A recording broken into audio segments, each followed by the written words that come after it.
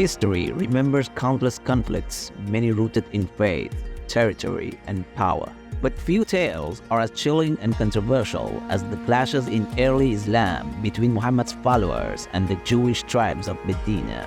Imagine a city under siege, a community on the brink, and a leader faced with deciding the fate of an entire tribe. What would drive a so-called prophet of a new cult to completely wipe out the followers of another? This is the story of Banu Qurayza, a massacre so intense that to this day, it still not only divides unbiased and Muslim scholars, but also even causes a rift among the Muslim scholars and believers.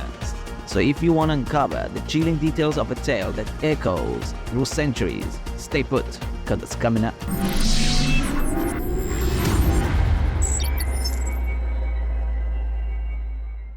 We're starting a new series diving into the most intense and often overlooked episodes from the early days of Islam. Each episode focuses on a Jewish tribe in Medina and the conflicts that sealed their fates. Today, we're skipping the earlier conflicts with Banu Qaynuqa and Banu Nadir and starting with the most intense. We will deal with the other clashes in other episodes. Centuries before Muhammad's arrival, Yathrib, later known as Medina, was home to a mix of tribes, including three prominent Jewish groups: Banu Qaynuqa, Banu Nadir, and Banu Qurayza. These Jewish tribes were leaders in agriculture and trading, and at points in history held substantial influence in the city. But when Muhammad and his followers arrived in Medina, tensions started building. Muhammad initially brokered alliances with these tribes, agreeing to mutual peace and neutrality. Following the pivotal Battle of the Trench in 627 CE, tensions with the Jewish tribe Banu Qurayza reached their peak. During the Meccan siege on Medina, suspicions arose that Banu Qurayza had violated their treaty with Muhammad by secretly aligning with the Quraysh. The Quraysh were the dominant tribe of Mecca, whose leaders were the fiercest foes of the Muslims. Muhammad himself belonged to this tribe, but he had left Mecca and migrated to Medina with his followers. A Muslim spy exposed this alleged plot, leading Muhammad and his followers to lay siege to Banu Qurayza's fortress. That being said, keep in mind that history is written by the victorious side, so we don't have the Jewish tribe's account to conclude what truly transpired, or how much of the alleged betrayal was based on fact versus political necessity. Then a verse was revealed in chapter Al-Anfal, verse 57 of the Quran, to permit action against the Jewish tribe. If you ever encounter them in battle, make a fearsome example of them, so perhaps those who would follow them may be deterred.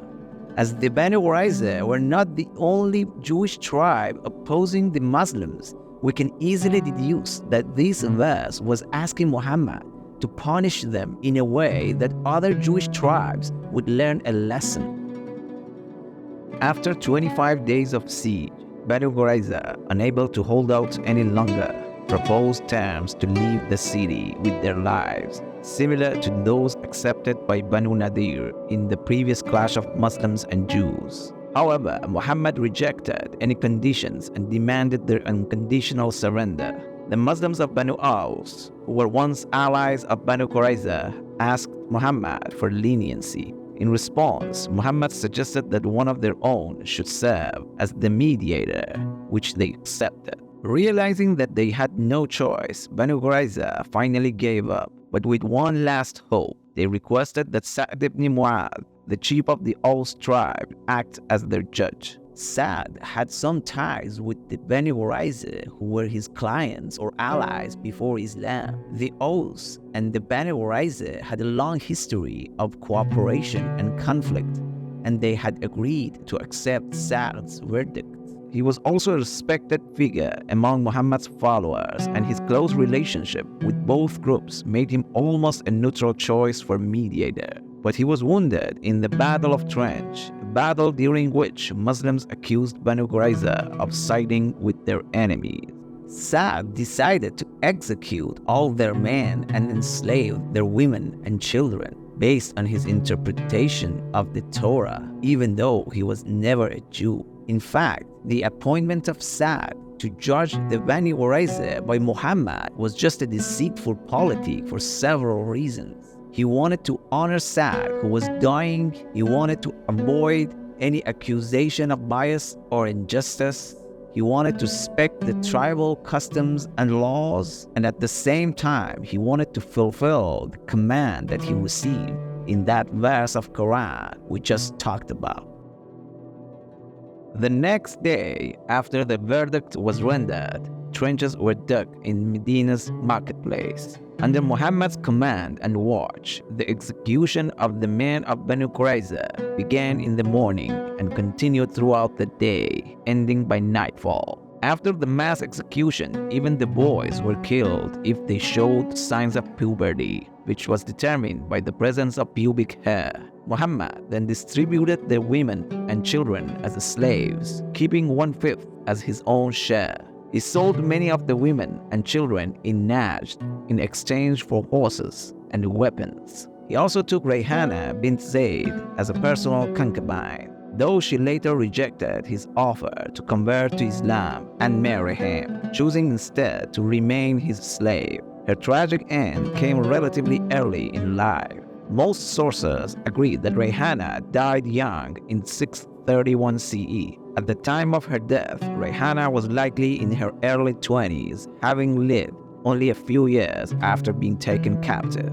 According to many early Islamic sources, the number of men who were beheaded ranged from 600 to 900, and the execution was carried by some of Muhammad's closest companions, such as Ali ibn Abi Talib, who are ironically known for his chivalry, manners, and gallantry among Muslims. And yet, all these still happened under Muhammad's watch, and he could have stopped this brutal execution by his power. According to Ibn Ishaq's biography of Muhammad, as preserved in Ibn Hisham's version, there was one woman among the Banu Qurayza who was executed along with the men. This incident is described in a conversation between Aisha, one of Muhammad's wives, and the woman in question.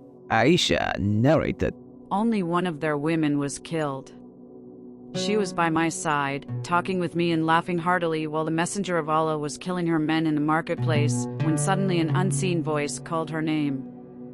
'Where is so-and-so?' She yelled, 'I.' I asked, 'What is the matter with you?' She said, 'I shall be killed.' 'Why?' I asked. She replied, 'For something I did.' She was taken away and beheaded. I shall never forget her good humor and her hearty laughter, even when she knew that she would be killed." Apparently, the woman was only executed for throwing a stone at a Muslim invader. Some sources claim that 1,500 swords, 1,000 spears, 500 shields, and 300 pieces of armor were seized from Banu Qurayza. Their wine, which was forbidden in Islam, was destroyed according to Sahih al-Bukhari. But who knows how much of that wine Muhammad and his besties had behind the scenes. After all these relentless beheadings, this is how Muhammad's God in the holy book of Muslims reacts to the incidents. "And he brought down those from the people of the book who supported the enemy's alliance from their own strongholds, and cast horror into their hearts. You believers killed some and took others captive. He has also caused you to take over their lands, homes, and wealth, as well as lands you have not yet set foot on. And Allah is most capable of everything." Many early Islamic scholars and historians, as well as contemporary ones, believe that Surah Al-Ahzab, verses 26 and 27, directly refer to the Banu Qurayza incident. Ibn Ishaq and At-Tabari in his tafsir or exegesis of Quran and historical works, and Ibn Kathir in his Quranic commentary also link these verses to the Banu Qurayza. Among contemporary scholars, William Montgomery Watt in his works on early Islam and Norman Stillman in his studies on Jews in Arab lands interpret these verses as clear references to the fate of the Banu Qurayza.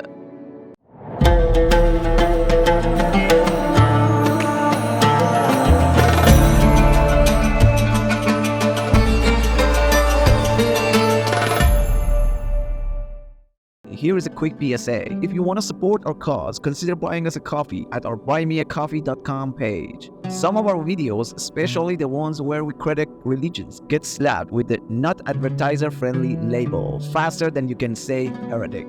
Your support keeps us going and keeps the truth flowing. This massacre left an impact that has stirred debate among scholars, with some viewing it as justified wartime action and others as an act of cruelty that echoes through the centuries. Among Muslims, there are those who strongly believe that Quranic verses and Muhammad's practices must be upheld as precedents in similar situations, even in today's world.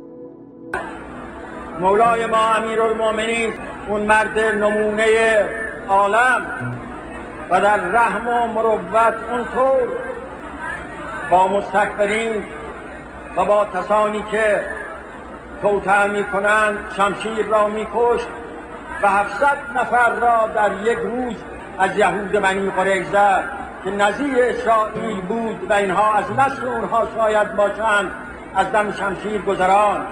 On the other hand, some Muslims who favor a modern interpretation of Islam either deny the event and its related Quranic verses altogether, or argue that it was a necessary action for that time but should not apply to today's world. However, their own holy book provides clear guidance against such selective interpretations.